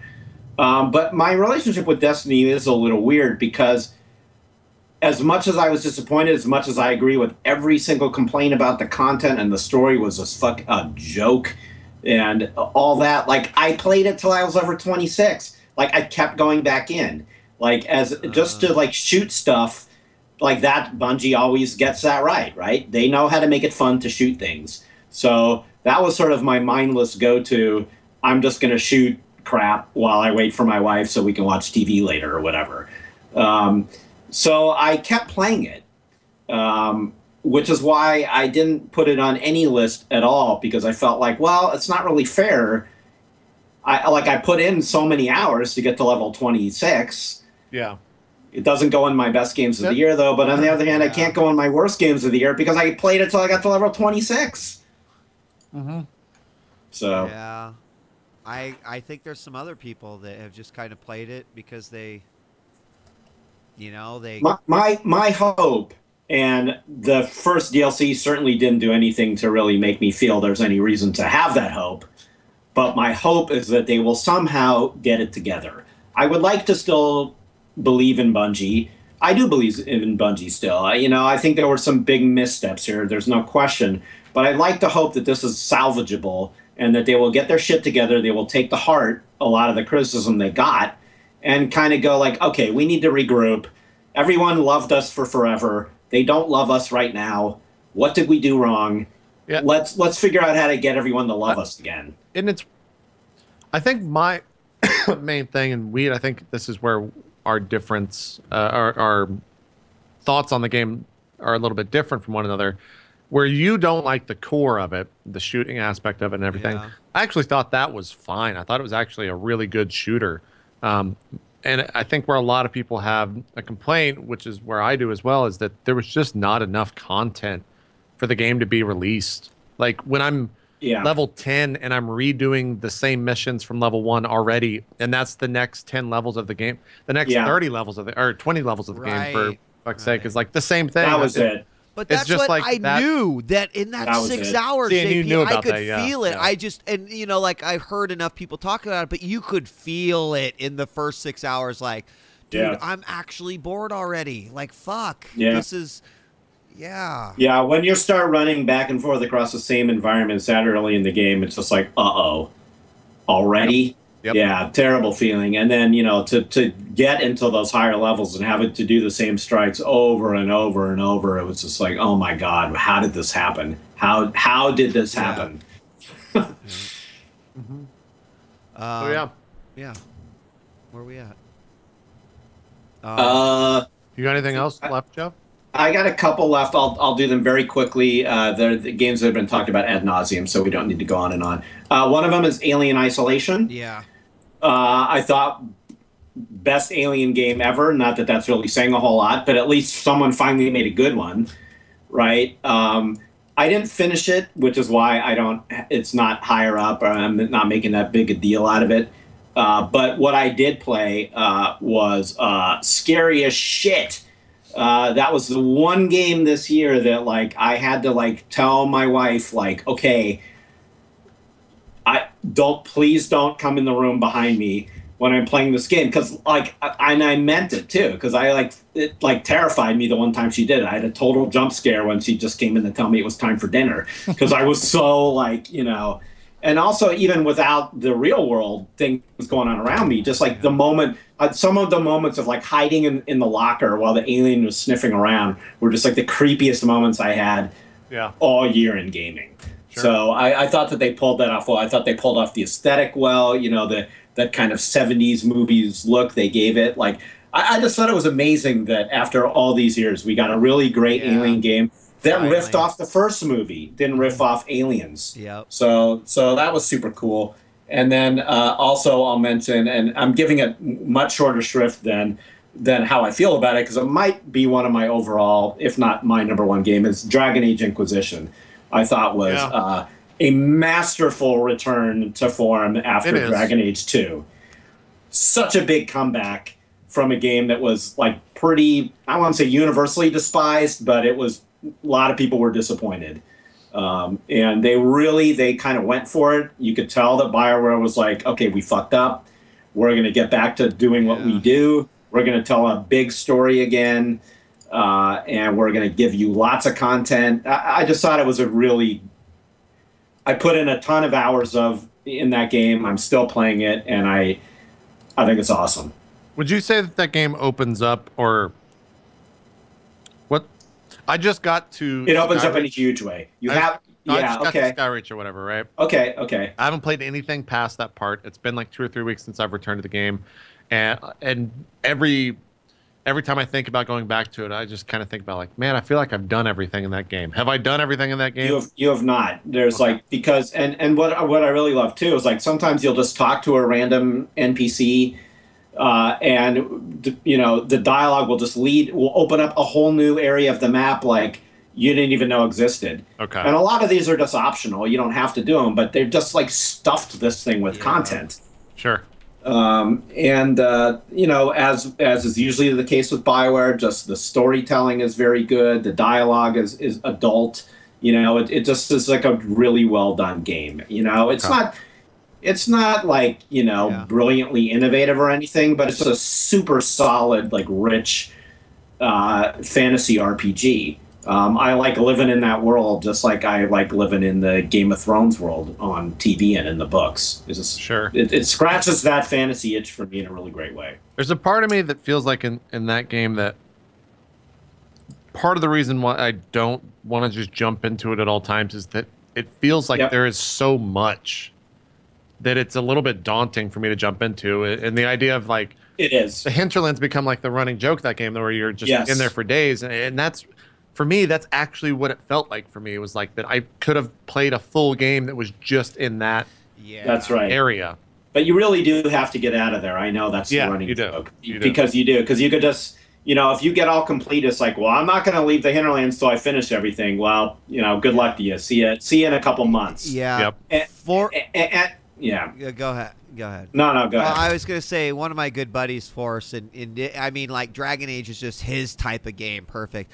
And I said, how's it been? He's like, it's been great so far. He's like, I spent 30 hours. I'm like, yeah, how far have you gotten? He's like, well, I think there's like 3-4 big areas. He goes, I haven't left the first one. He's like, there's so much shit to do. Yep. And he's like, and I just know, like, he's the type of guy where it's like, okay, well, I'm going to go do, what's that lady looks like she needs help. Like, let me go help. And, it's like that kind of game is actually a blessing and a curse in my eyes because I'm like, fuck, man, I want to play it. But I also know that I'll be that guy. Like, oh, that cat's stuck in a tree. Fuck, I'm going to go help. Yeah. And then, that leads a whole nother quest line that you have to do before you, So, that's how I play it, too. Good problem. It is a good problem to have. And I play that way, too. And I had to, like, make myself say, like, okay, I'll come back to Hinterland. I'll do this stuff. I'm going to just like cringe at the notion of not being completist, and I'm going to go do these other things just so I can actually see other parts of the game. Yeah, getting to the Storm Coast. Yeah. That place was really cool looking. Like when you get up really to the lighthouse area, I thought it looked fantastic. Right, very gorgeous. The graphics in that game are beautiful throughout. If on PC with everything maxed out, it looks beautiful. Just a really nice job by BioWare overall. Yep. So, yeah. I guess one last thing I'll say, because we did the disappointment of the year. Yeah. Games that came out this year that I really want to play in 2015. Valiant Hearts is probably at the top of the list, especially after how much favor it's getting right now with the 2014 Game of the Year list. Bayonetta 1 and 2, definitely want to jump into that stuff. Far Cry 4, really want to play that. Only because I just haven't had the chance to yet. November kind of, as always, has a giant release list, and I always kind of fall behind around there, so I'll definitely jump into that. Trying to think if there's anything else big that I really want to play. Oh, I played Captain Toad Treasure Tracker. I beat that, which was a cute game on the Wii U. It's $40. It's nothing more than that. It's not amazing. It's just a cute game. And then, for some reason, the idiot in me is going to finish Tales of Exilia 1 and go on to Tales of Exilia 2 because I like Japanese RPGs, it turns out. So, you know what none of us have mentioned, and I'm wondering what you guys think, is Sunset Overdrive. Nah, care not. I played 4, maybe 5 hours. Pretty game. I like what they were doing. I don't know if I'll go back to it. That was about my experience. I respect it. I laughed. I could get it, but for me, it was just like, oh, this gameplay is not for me. Yeah. So I get why people dig it, but I didn't. Yeah, I can get that too, but I'm just totally. It's an easy game to like for sure. I feel like that is definitely the most overhyped game of 2014. You think? It had a lot of hype. It had a lot of hype. Did. And I bought it on day one because of the hype. So did I. Yeah. So did I. In terms of games I want to play most, I think Overwatch is at the top of the list for sure. At least the beta portion. I don't think that's coming out this year fully, but I know the beta is supposed to be sometime in 2015, early 2015, if I remember correctly from BlizzCon. Game looks like it's going to be another Blizzard hit, as if they need any more. Looks like their next big franchise. Super excited to see that. And then I think Bloodborne is probably the other game, which is the top at all of our list for a game that we want to play. Apart from that, though, I just hope that games spend a little bit more time, go the route of The Witcher 3. It was funny to see their press release where they delayed the game to, what is it, May, I think now? Because, you know, in the past, if someone would do that, it could potentially kill the game. And here they are saying this in the where we are right now in the industry, and they're being like heralded as like, good for you guys, like way to go guys to delay a game because you don't think it's ready yet. It's just an interesting thing to think about right now with where we're at, where a game like that being delayed is a good thing. And so I hope we see more of that, or that games are released that are actually finished. I think right, and I think that's the crazy part, is that like we can't even take that for granted anymore, and like how pathetic is that? Just from a consumer point of view, it's so fucked up that like any company would put out something that doesn't work. You know, imagine going to a store and buying a refrigerator and by the way, the cooling is the cooling's coming in 3 months. Sorry about that. If you want to buy the season pass to this refrigerator, you know, right now your food's going to get spoiled, but down the line, I mean, it's just outrageous that shit is broken. We buy shit that's broken and we put up with it. It's bullshit. It should not happen. It should not be a thing that we're buying broken games, and it's okay. Bunch of names being thrown out game-wise. Order 1886, I felt like that game had a ton of hype. And now I just could give 2 fucks about it. I think that hype will come back. I think you think so? I have high feelings for that game. Yeah. I guess just because we've seen it so much. You know what? I think that the story is actually going to carry that game. You think? Yeah. Okay. Yeah. I could see that. I mean that. Yeah. The other thing too that's crazy to think about is games start coming out in a big way in January, February, and March especially. Yeah. It's going to be great. So it's gonna be right from the get go in 2015, which should be good. We didn't even mention this. Titanfall did come out this year, which is something I think you were talking about, overhyped games. And then one that I think is kind of the elephant in the room is Watch Dogs. Like that came out this year, guys. Another disappointment. Like what in the that game was supposed to be the second coming of Christ. Yeah. Oh my God. So hyped from the couple E3s, right? It was just didn't even win like a game of show at some point at E3, or am I making that up? You might be right. I think that first showing of it definitely was a game of show type deal.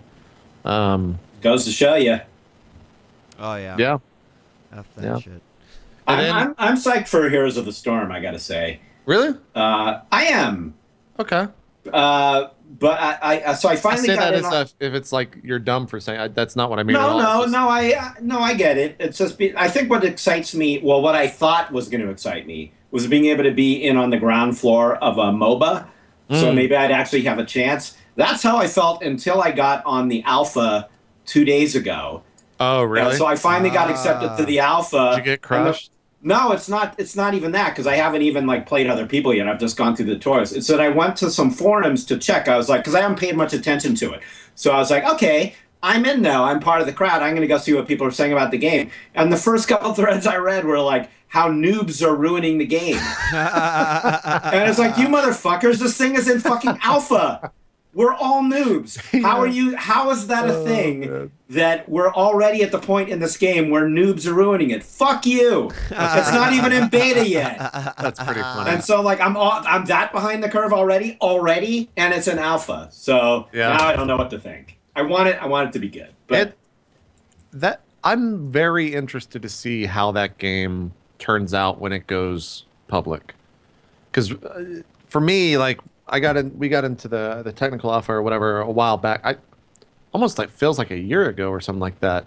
And me and we both played like a lot the first week, and then we felt like we never went back to it. And I want to see, like, you would think that a game with that many franchises that are just on, like, in terms of everything else in the gaming world, are just on another level, right? When it comes from WoW, StarCraft, Diablo, just huge fucking names, should just do well, regardless of if the game's good, right? Like, it should just sell, right, or at least have a ton of downloads and people buy skins. Right. I don't have a fucking clue how that's going to do, though. I really I don't know. either. I mean, the only thing to say about that, and I agree with you completely, and it is a big wild card, but everybody said that about Blizzard before World of Warcraft came out. Yeah. In fact, I was on That's very true. I was on a magazine at the time, a PC gaming magazine, and that was one of the things we wrote about it before it came out. We were like, well, we don't know. You know, Blizzard is awesome at what they do, but are they really going to be able to compete with EverQuest? Yeah. And, you know, rest is history. So underestimating Blizzard is a bad thing to do. I mean, it's really hard, you guys, because the alpha being out and it not having the same effect that, like, Hearthstone had, like, that's you true. know, people look at it, they're like, oh, well, then it must not be that good of a game. But Hearthstone had giant numbers on streams, which I think was the biggest proponent to it doing so well, at least on the PC world. But Heroes of the Storm streams have like if you go to Twitch right now, there's probably less than 1,000 people watching. Right, Heroes. there probably are. Yeah, but, you know, like, look at what happened after BlizzCon, where, like, we saw the stream numbers increase for a game like that. Like, I mean, I feel like until that game fully releases, it's just going to be stuck in this limbo state. Right. There's still so many people that have chosen not to give a fuck because they can't play it. You know, like, I mean, even by the end of the Hearthstone beta, like, it was open beta. Come on in, have fun. Now, January 15th, I think, is technically when the beta starts. Is it open? It's closed beta, but, you know, with the way that Blizzard does things, that probably means. And a closed beta just means, like, hey, anyone who's ever opted in is probably going to get in. You know, it's that sort of incentive thing. So I think that January, February will be, like, really. Almost 4,000 watching Heroes right now. You're right, though. That's a really good point. I mean, it probably just doesn't yet have the visibility, especially for a Blizzard game. But I'd also say, to contradict myself, like, League of Legends is not EverQuest. Like, League of Legends is so fucking popular that maybe this is a case where Blizzard can't do their thing.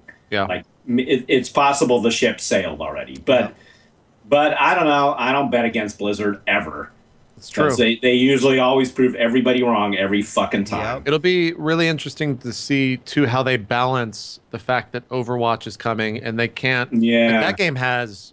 BlizzCon was a giant thing for them with Overwatch announcing it. Yeah, it was. Like 14 years in the running since they've done that. And they have to make sure that they don't overshadow Heroes with that game because it's so easy to do. Yeah. And if Heroes launches and then 2 weeks later Overwatch starts, like, kiss Heroes goodbye because no one's gonna fucking care about it. Yeah. At that point. That is definitely. So we'll see. Something that could happen. I just wanted to mention back on Heroes of the Storm that when somebody tweeted at me that you know, when I was complaining about people complaining about noobs in the alpha, that this guy was playing. He was in his second match and he wasn't doing well, and somebody, like, all cap typed him "learn to play," and it's like. What the fuck do you think I'm doing, jackass? It's day one of the fucking alpha, asshole. Yeah. We're all learning to play. Anyway. Yeah, that'll if Blizzard, if there's a place where Blizzard will be able to do something that no one else has done, and this is the last thing I'll say about the mobile world. In the mobile world, it's the ability to ease players into that world. If they can somehow figure out how to do that effectively, they will 100% destroy Dota 2 and League of Legends in the long game. Because you enter in Dota 2 right now, there's nothing. It's literally you enter into a game and everyone in the fucking world is telling you how they're going to kill your mother because you're so bad at video games. Yeah. You enter into the League of Legends world and it's the same way. And if somehow they can do that. Of the Storm tutorials. Yeah, the tutorials are awesome. Okay. The Heroes of the Storm tutorial. It's just single player stuff and it's super basic, but they do a really great job of, if you don't know MOBAs, like this is the thing I would tell people. Even if they just wanted to play League of Legends, I'd say go play the Heroes of the Storm tutorial. Sure. Because they walk it through. You know, it's like an explain it like I'm 5 thing. Right. And maybe it's too dumb for people who know what they're doing, but that's not who it's for. You know, this is definitely like, I would like to play a MOBA, but I'm too intimidated. I'd say go play that tutorial. Okay. Yeah, we'll see. And I guess, yeah, of course, Witcher 3. We didn't even really talk about that except for the press release they announced. Like, I would think that Witcher 3 is probably going to be on a bunch of Game of the Year lists in 2015. It almost has to be, right? With what they've shown of that game, it looks like that's just going to be like a fucking knockout. Yeah. I have to 100% amazing game. I like that they get a little less embarrassing with every game. What do you mean? I mean, in terms of kind of that like weird German, you know, Eastern European sort of like vaguely, you know, pornographic sensibility. Oh, that's true. Yeah, I remember in the opening of Witcher 2, there's basically just like a straight up sex scene. And like that's how one of the game opens, if I remember correctly. So yeah, you do make a good point with that. I'm no Puritan, I'm just saying. Yeah. It's very Witcher. They have a distinct thing to that game, so we'll see how it goes. I guess when that comes out in May. Oh, it's gonna do we have other big hopes for 2014? 2015? 15. I mean, I really hope it's finally the year of next generation. Like I want that Uncharted. I want that game that is going to make me have to pick up my fucking jaw off the ground. And, you know, probably the best gameplay experience this year won't be, you know, it'll be another game like FGL or whatever that's like, you know, doesn't need a ton of graphics to carry it. But I feel like we are on the cusp. We are on the brink of seeing fucking amazing out of games. And I'm getting impatient for it. So I feel like for me this year, the best looking games, apart from PC, if we're talking strictly console, were on the Wii U. That's really interesting. I think their art department, like their whole art team, should fucking win 1 billion awards because almost every first party game that they released was fucking gorgeous. It's like Nintendo found the world of 1080p and they just ruled it this year because everyone else was still trying to figure out their new consoles. Right. Yeah. Yep. That was a really disappointing development of this year. That it just didn't happen. It didn't happen, yeah. And I don't know what it's going to happen with, and like maybe the Order, but that thing's locked at 24 FPS, and that's going to be a real struggle for me to get into for the cinematic feel. Is Bloodborne going to count? Bloodborne's 30 FPS, and I think it's PS4 exclusive, so I guess it'll have to, yeah. I guess that's the best I'm going to get. You'd like to hope that within the second year of second year, the machines would start justifying themselves, for fuck's sake. It's been long enough. It really has. It really has. Did you guys, by the way, see, and this is asking a lot, especially for, I think, for YouTube, but did you see the Final Fantasy 15 trailer that was showed yesterday at like this No, I haven't. And? I hope that game is good, man. I just, that's... The only thing I'm not sure about is the combat system. Like, everything else looks fucking amazing. And I like that it truly looks like the Final Fantasy universe finally just combined Leveled with up. like well, it's like it's still very Final Fantasy when you watch, right? But when you see like these guys driving in a pretty normal car on like, you know, a grassy it felt highway. Like the game. And then you see all these huge fucking ships like starting to come in, and you're like, dude, this is going to be, I think, a pretty awesome mashup of like how we perceive modern world with like the Final Fantasy universe, and I'm pretty excited for that. But the combat, like, I still don't know. Like, I don't know. For me, it felt like they went back in time.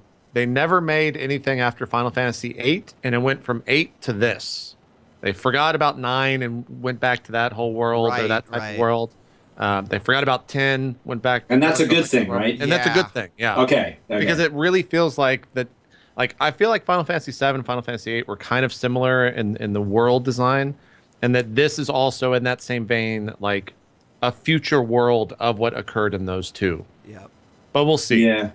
Again, like Wheat says, the gameplay has to be good, and they showed some weird things in the trailer. Like, you could, there was a dog like you were under control of walking around in a market. They showed Sid this time around, who's a female character who's a mechanic, obviously. And I just hope the story's good, because graphically it looks super impressive right now. Looks really fucking good. If I can find it quick enough, I'll send Wheat a GIF that was made on NeoGAF of like this train sequence. But I hope that's good. Is that supposed to come out in 2015? Do you guys know? I don't know. God, I actually don't know either. Can I find it? It does look like you were saying, Wheat, though. I don't know what that's going to be combat-wise. It's hard. It kind of looks like they're going from the Final Fantasy 13 type thing, where it's more Kingdom Hearts type focus. Right. But I don't know how it. All right. Someone just mentioned Phantom Pain in 2015. Right. That's another one. Oh yeah, that's true. I did download the other day Ground Zeroes for PC. Okay. And I haven't had a lot of time yet. I only put in about maybe 40 minutes. So you watched the first cutscene. Yeah. That's about right, actually. It was the first cutscene, and I made it through that little first encounter. That's true. Yeah. That's one reason why I'm not the biggest fan of that series, and I know I'm not alone in that. This is not an original thought, but God, the amount of time I had to just sit there in front of my PC staring it's so tedious.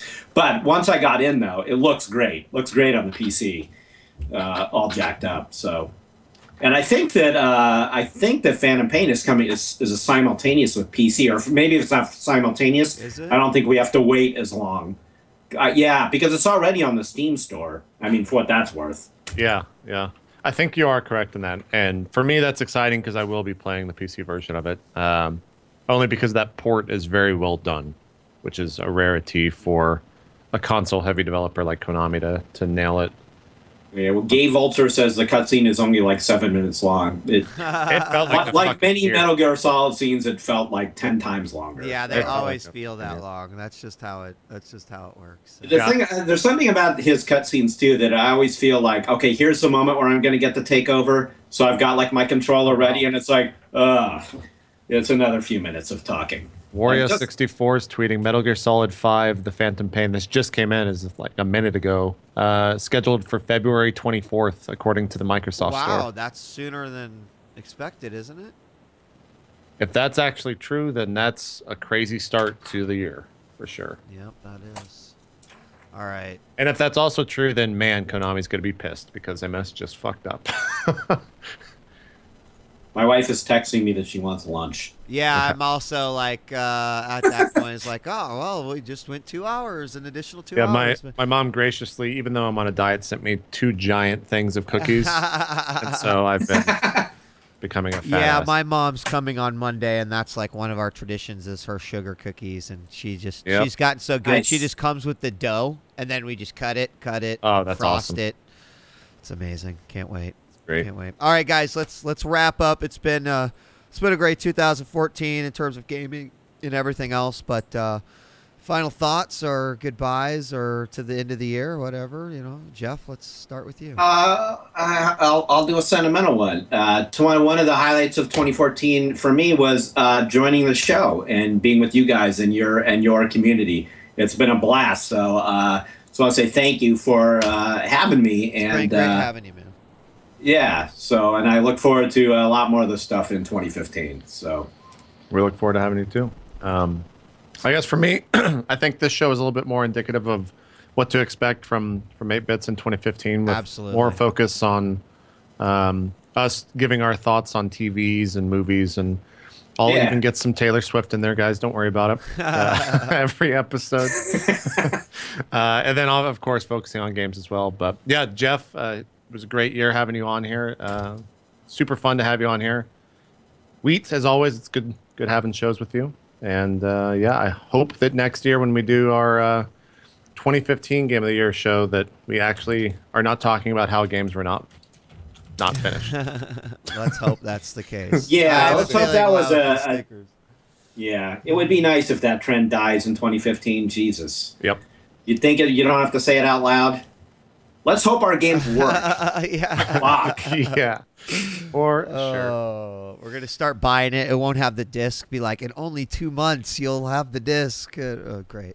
Yeah, you know what? I hate ever being like, get off my lawn, old man. But, you know, one thing about the old days was you put the game in the disc and it worked. Mm-hmm. Yeah. The online connectivity has been a blessing and a curse, right? Yes, it has. Yes, it has been. Yes, it has. So. Well, gentlemen, thank you very much. It's been a pleasure to do a show and just kind of elaborate a little bit more on what JP was saying. You know, we spend so much time discussing all the cultural things that we sort of get into, as well as that we want to include that into a larger part of the show. So as you may or may not know, I'm going to be moving to San Francisco, and that also means that it's very likely that we might have to play around with the air, like when the show airs and whatnot. But as always, we'll keep you guys updated on that. Please just, if you don't mind, give me a couple weeks to get situated, everything kind of chilled and settled down, because moving your family cross country can be a little tough. So good luck to you. That is, yeah, thanks. I mean, actually, we're pretty ready, and barring any like major hurdles, like we've got, you know, plans A, B, C, D, E, and F ready to go. Like we've not been more prepared for a move than we are here, but I still know like I won't have my computer like my full setup for like probably 15 days or so. So I'll kind of be twiddling my thumbs, playing a lot of iPad games and shit like that. But I won't disappear, and I'll be looking forward to bringing the show back and getting everything rolling again. So, guys, thank you so much for a great 2014. Enjoy gaming in 2015, as the other two gentlemen said. Let's hope that we don't get fucked next year as gamers. we really do look forward to a solid year of good games, good releases, especially all those surprises that I know will be coming out for us. So, guys, thanks so much, and we will see you again in 2015. Also want to say good buddy Adam Skinny Ghost is doing his GM turn for Swan Song right now, so we'll be hosting him afterwards. But you can go check him out if you're still looking for some content. Guys, it's been a blast. Another great year. Thanks, Jeff, for joining us. JP, as always, it's a pleasure. Guys, we'll see you next time. We're out of here. Peace. Bye-bye. Bye.